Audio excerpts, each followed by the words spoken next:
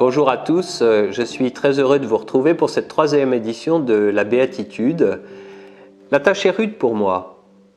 Il y a 2 semaines, le Père Arouane avait su vous rejoindre, vous donner les informations de la paroisse, vous donner un commentaire de l'Évangile, tout cela avec le sérieux que nous lui connaissons. C'était la copie parfaite d'un très bon élève, 20 sur 20. Et puis la semaine dernière, le Père Rémy a su rajouter son grain de sel. Non seulement il a fait les choses avec sérieux, du moins il a essayé, mais surtout il a fait les choses avec beaucoup d'humour, l'humour que nous lui connaissons, dont nous bénéficions au presbytère. Conclusion, on ne sait pas si la vidéo a été suivie parce qu'elle donnait des informations et commentait l'Évangile ou parce qu'il y avait un bêtisier. Si vous regardez le nombre de followers, vous aurez une réponse à cette question. Et puis d'ailleurs, en parlant de cela, le Père Rémy vous avait informé d'un événement fondamental et décisif pour la vie de notre presbytère, l'arrivée soudaine, inattendue, d'un élément étranger, un petit chat. Beaucoup ont réagi dans les commentaires, beaucoup nous ont donné leur avis. Je n'en partagerai qu'un. Il s'agit d'une de nos consoeurs religieuses qui nous a recommandé de reprendre ce petit chat pour le mettre à cuisiner et en faire quelques délicieux plats.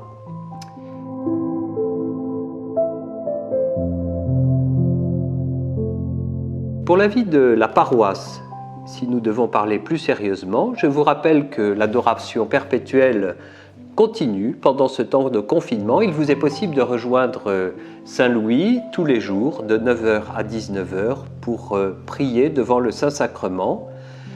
Par ailleurs, les prêtres sont à votre disposition du lundi au vendredi de 17h à 18h30 pour vous recevoir, échanger, célébrer le sacrement de la réconciliation, simplement prendre un temps ensemble, échanger. Échanger, c'est ce que nous faisons avec mes confrères en allant à votre rencontre. Bien sûr, celles et ceux qui sont plus isolés, que ce soit par le téléphone ou en nous déplaçant, tout simplement, nous pouvons le faire. Vous pouvez aussi venir nous rejoindre. Et pour vous rejoindre, nous avons le Père Rémy qui, comme il vous l'avait annoncé la semaine dernière, fortifie ses mollets, puisqu'il est parti dans un marathon qui ne s'arrêtera qu'à la fin de ce confinement pour rejoindre les enfants du catéchisme avec une feuille paroissiale qui est composée spécialement pour eux, qui leur est destinée. Ce dimanche, c'est aussi la fête du Christ Roi, ne l'oublions pas, le dernier dimanche de l'année. Ce dimanche qui couronne l'année est le moment où nous pouvons rendre grâce pour toute l'année liturgique vécue depuis le premier dimanche de l'Avent 2019. D'une certaine façon, nous les chrétiens, nous pouvons dire « Ouf, cette année est terminée et que cette nouvelle année soit bonne ». Vous le comprendrez, cela a un sens véritable aujourd'hui. Nous espérons que la nouvelle année qui vient sera la bonne. Je partage avec vous un souci, celui de la construction de nos églises. Vous le savez, nous avons à la charge des diocèses un certain nombre d'églises, de lieux de culte à construire, à réparer. Nous avons particulièrement comme projet sur le diocèse la construction d'une nouvelle église à Notre-Dame-des-Anges à Clichy-sous-Bois. C'est la campagne pour les chantiers du Cardinal ce week-end. Des enveloppes se trouvent à votre disposition au fond de l'église avec les feuilles paroissiales qui vous attendent dès ce samedi. Sur les tables de presse, il y a donc les feuilles paroissiales, les enveloppes pour les chantiers du Cardinal et le magazine paroissial qui est à votre disposition. Les magazines sont arrivés et il faut maintenant prendre soin de les distribuer dans les boîtes aux lettres des villes montbloises et des villes montblois.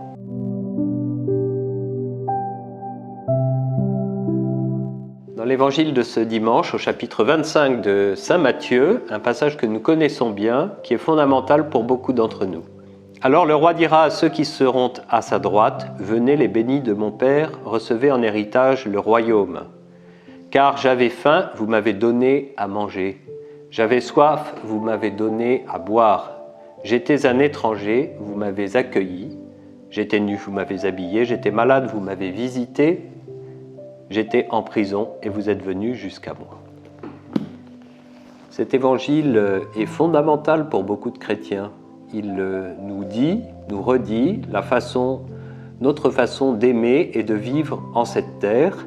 Ce n'est pas d'abord une morale qui nous est enseignée, mais bien un amour l'amour de Dieu pour chaque homme vécu en Jésus-Christ et l'amour que nous essayons de vivre pour celles et ceux qui sont nos frères, qu'ils soient chrétiens ou non.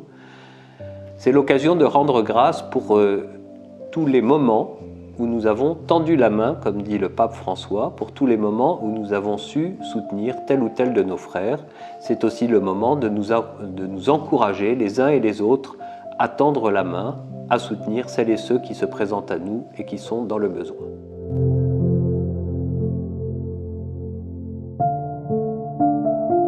Pendant ce temps de confinement, vous avez plus de temps libre comme moi. Peut-être que vous préférez Netflix ou je ne sais quelle chaîne de séries télévision, mais pour ma part, je prends du temps pour lire, j'aime ça, je ne fais aucun effort en la matière, et je voulais vous partager 3 lectures. D'abord, un livre qui se nomme La Grâce de Thibaut de Montaigu. Ce livre nous fait le récit d'une conversion. C'est un thème bien connu par vous, par moi aussi, et en voici le récit. Il y a 4 ans, j'ai sombré dans une vertigineuse dépression. Je ne trouvais plus aucun sens à l'existence, jusqu'à cette nuit dans la chapelle d'un monastère où je fus touché par la grâce, par la sensation inouïe d'un contact charnel avec Dieu. Pourquoi moi, qui ai toujours été athée? Quel sens donner à cette extase? Une seule personne pouvait me répondre: Christian, cet oncle franciscain.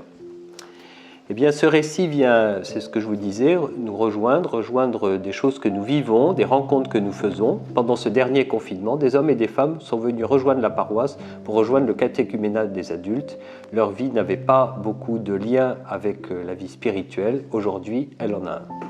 Un deuxième livre dont je voulais vous parler, il s'agit d'un petit récit avec sœur Paul Hélène, petite sœur de l'Assomption, martyre de l'Algérie. Il s'agit du récit d'une religieuse de la région parisienne qui est la sœur d'un confrère prêtre du diocèse, le père André Saint-Raymond.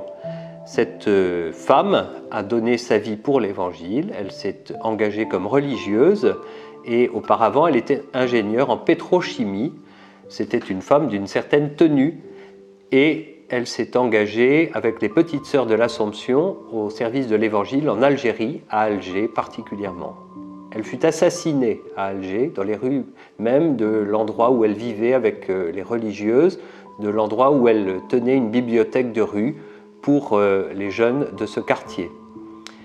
Ce qui m'a frappé dans ce récit, et cela rejoint notre actualité, c'est que ces hommes et ces femmes qui ont été assassinés au nom de l'Évangile rejoignent d'abord une des béatitudes que nous enseigne le Christ, mais surtout les mots même de cette famille, des frères et des sœurs de Paul Hélène, sont des mots d'action de grâce.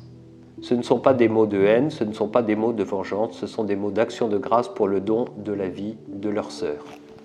Et puis enfin, et vous allez croire que je rêve d'aller en Algérie, c'est vrai que le temps s'y prêterait, le récit de Michael Lonsdal qui est décédé récemment, Luc, mon frère, le frère Luc qui était moine à Tibrine. Michael Lonsdal, vous le savez, a tourné ce film des hommes et des dieux et il fait ici le récit du personnage qu'il a porté à la scène. C'est un récit émouvant qui m'a été recommandé par une de nos paroissiennes. Il me reste maintenant à vous dire au revoir, à vous souhaiter un bon dimanche, une bonne fête du Christ roi bien sûr, et puis pour terminer, en vous disant au revoir, eh bien, je vous invite à me laisser des commentaires ou à nous laisser un mail pour nous donner votre avis sur la destinée de ce chat. Faut-il le garder, le cuisiner ou le laisser repartir? Bon dimanche.